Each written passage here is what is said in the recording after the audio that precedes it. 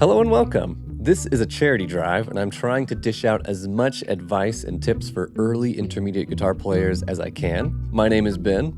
I spent the money and the time to go to music school to understand the crap out of guitar. I'm particularly good at music theory applied to the guitar to make both easier. This charity drive is only for a short time, so if you have questions you want to ask me, put them down in the comments and they will make their way up into future videos. Today's topic, I am answering questions from the comments of one of my bigger videos, the Guitar Lies to You video. Let's do that.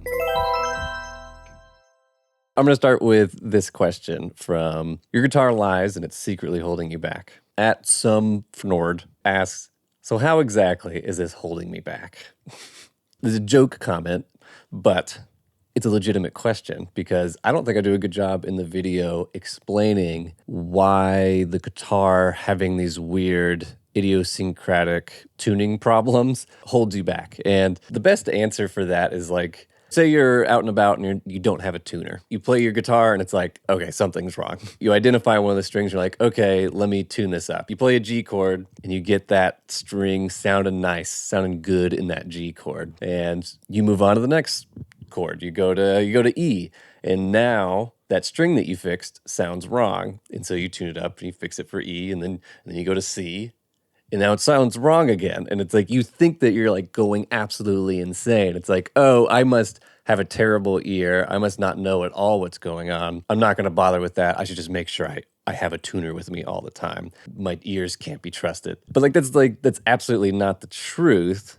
The truth is your ears are actually great. When you tune the string that's wrong for the G, you are more likely to just tune it exactly perfect, like the way that it should be. But as the video gets into, if you do that, you're setting yourself up to have that note be wrong for the next chord. The lesson is it's holding you back because you think that you're less capable than you actually are. All you have to do is just know that the guitar isn't exactly telling you the truth whenever you tune it all up. And so now whenever I tune my guitar, I have to think like, oh, this is a perfect fifth. Well, I'm going to tune it correct, then I'm going to turn it down a little bit. If I'm trying to tune like something that's like a third, it's like, well, I shouldn't try to do that. Let me try to find a fifth or some kind of like unison that I can match it up nicer, you know? Thanks for nothing, some Fnord. Anyways, legitimate question. Doesn't need to be so snarky, though. Red Current Records agrees. And I thought I was going crazy thinking my guitar was out of tune when every tuner I tried said it was in tune. It's like, yes. Yeah, you're better than the tuner. You're better than the guitar or the piano. You just didn't know. I'm going to have some space in this video, so I just want to say, welcome to my tiny house. I live in a tiny house that I had a hand in building a lot of it. And I love it. I think it's beautiful. And we have a bunch of animals that live in the house. We have a dog, 2 cats, and a rabbit that live in the tiny house. Soon, we're expecting a baby. It's very soon. In fact, halfway through December. So I am going to try to get as many videos done as possible, but I could go totally silent. Don't be surprised if halfway through December you just don't hear from me. That's why I want your questions as soon as possible so that I can answer them. Yeah. So any recent dads out there, I wouldn't mind some advice for surviving the first couple of months with a newborn. Yeah. So that's terrifying. And exciting and beautiful. Yeah, it's actually a huge deal, and it's a part of what I'm doing here, trying to provide for my family, and putting out Beyond Beginner Guitar is a part of that. I'll just slide that little announcement underneath all this. But I wanted to give you some context. We're in a tiny house. Welcome to the tiny house. Packed full of animals. Maybe that brings some questions to your mind. Yeah. Moving on. We're going to now get really technical. If you haven't watched The Guitar Lies to You and It's Holding You Back, I would recommend watching that because I'm just going to dive into one of the great questions that gets into the nitty-gritty. Amadober asks, you presented 16/9 for the minor 7th. Is this ratio better than the 9/5? And this is something I was not aware of whenever I first made the video. And that is, let me pull up a chart. The ratio that you choose, like the ratio that has been traditional over time, this like second column, the ratio that you choose for the interval, like the one in question, is this minor 7 interval, the ratio of 16 over 9. But that's not the only ratio in question. So there's actually a bunch of different ratios that you could pick, and they all kind of have their different drawbacks and whatnot. So I make a little reference to that here, 16 over 9. The minor 7 is like this like kind of looser concept. Like, oh, here's a minor 7. And whenever you are picking ratios to go with what the minor 7 is, you actually have multiple options. And it really depends on what rules you're using for selecting it. Like I forgot what the different ones are, like Pythagoras and some other thing. And I don't know. I don't care.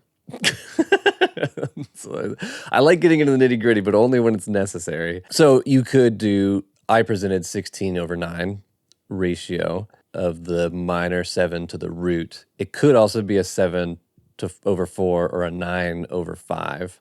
And I created a chart to expand that out. So in equal temperament, when you slice it up evenly, you get 1,000 slices. But if you want the just ratio, the one on the left, this is what it really would land on. On the guitar, if you're going to play a minor 7, you'll get this 1,000 cents, and you'll need to either lower it by 4 cents, which is not bad. It's actually really close to minor 7, and it's like I can't really hear difference. 9 over 5 that Anna Dober mentions, it's attractive to me because it has it's just a lower number. Like the simpler ratio is just like, it's like, ooh, wouldn't that be nice? It would be kind of nicer on the guitar, even though this is a really big gap, but you could at least like bend up, get the 1,000, then just bend it up to get to that. But it will be new and different. I still need to experiment with it, but yes, it could be a different number. This is appealing because it's just smaller ratio, but the trade-off is actually quite big on the guitar. One of the thoughts was they kind of mirror each other. So the mirror of the minor 7 is the major second, the flip side of the octave. And the major second has that like plus 3.9 flipped from the minus 3.9.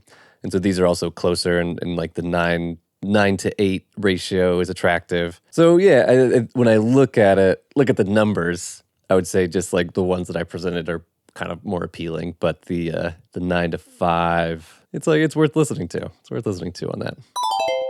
A similar dealio is I presented this chart. I might have actually cut it out of the video, but this chart plots the intervals, and the major third, because it's to the right, it's sharp. The third, let me say this. The major third also has this issue of having multiple ratios you could pick from. I chose the 5 over 4, and that has what I argue is kind of the most egregious of the equal temperament tuning intervals. And it's extra hard on the guitar because you have to flat the major third to make it sound better to reach this 5 over 4 ratio. But that's not the only option. There is this option that is being presented on this chart, which is actually a sharpening of the major third. So what's the deal with that? What's shown up here is actually the 81 over 64 ratio for the major third, and that comes out to 408 cents. And so it's nice because for, I guess, like multiple reasons, that you don't have to flat it, you actually get to sharp it. So like the guitar is going to give you 400 cents whenever you get to any major third, it's going to give you 400 cents, and you can raise it up to get to that 408. I listened to that and it's like, I don't think it's as chill or as like warm and nice as a major third, but it is available, and that it's like it's an interval and it's right there, and it'd be interesting to mess with more textures like that. But 81 over 64, are you kidding me? Like it's like, why would that be the thing? But it could be really useful on the guitar because we get to bend because we're awesome. That actually brings me to the Faust brought up this. On good days, I hear those things too. I think he's talking about just ratio versus what the guitar gives you. It's funny, whenever he said that, it triggers for me like, oh, good days. On good days, I think the thing that happens is good days are when your guitar happens to be out of tune. Like the string that you're going to play thirds on just happens to be a little bit too relaxed and flat, and it just like sounds good. Or maybe with this 408 interval, like maybe you bend the third and you're just being a little bit heavy-handed, and you just kind of get into whatever pocket of this like new strange kind of interval that also works. And I think that's what happens whenever you have like a good day. You're not just mental, and it's not just your guitar failing you or something. It's like a good day, your guitar accidentally falls into the right kind of intervals, and then like the world just makes sense. This is good from Human Experiment 61.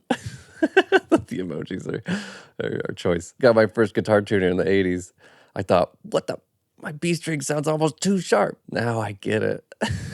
That's a great aha moment. I love it. Thanks. Thank you, Human Experiment 61. Lathio of Heaven, 1017. He was asking me about the True Temperament guitars. Maybe I can... these guitars have like this crazy neck where the frets are like, they're all off and like they're all moved around. It's like they aren't just straight lines like they are on a usual guitar, in all these very specific ways and tiny little guys. And so I looked into the True Temperament guitar neck, and what they're going for is a guitar that'll be more true to the intervals, like exactly what I'm talking about in the videos. But you can't do that for all the keys. So they ended up, they found the total balance of these favors the major key. If you look at that, like the E, G, C, D, like these look very guitar, even the A key there. It's actually it's very attractive for just like if you're just playing normal guitar stuff. And like, I suppose you could probably buy a second one, tune it down a half step, and then switch over to that if you want to be an E flat or B or something, B flat. Oh yeah, here we go. So they just take each one of these and they'll physically move the fret so that they can make it 2 cents too sharp, move it up 4 or 2 or 1 cent one way or the other, and that makes it work for a handful of the keys on the guitar. Anyways, hey, thank you for everybody who commented on the Guitar Lies. If you have a question for me, put a comment down here to get it answered in a video later on. Since we're going to close out, let's look at our larger goal, which is the charity drive. I am attempting to give $1,880 to Give Directly. Give Directly is my favorite charity, and I have found different ways to give to them over the years, and they tell me my lifetime giving has been $1,880. I want to double that before the end of the year, and I've been thinking about wanting to take my guitar course, Beyond Beginner Guitar, and send them money per purchase. So to the end of the year, I am going to give $10 to Give Directly for every purchase of Beyond Beginner Guitar, with the goal of trying to double my lifetime giving with them. So that's the idea. I have other videos that talk about my guitar course, so you can learn about Beyond Beginner Guitar. It's for early intermediate guitar players. If you want to help reach the goal, you can buy Beyond the Beginner Guitar, especially if you're an early intermediate guitar player, or if you're an intermediate guitar player who's just been stuck in the same spot for years. Like, Beyond Beginner Guitar is excellent for getting you unstuck. If that's not for you, definitely tell your guitar playing friends, because I know you have one, and let them know about the guitar course. You can share this video, tell people about the charity, tell people about Beyond Beginner Guitar, and we can try to achieve the goal by the end of the year. So that would be great. Thanks for watching. Okay, bye.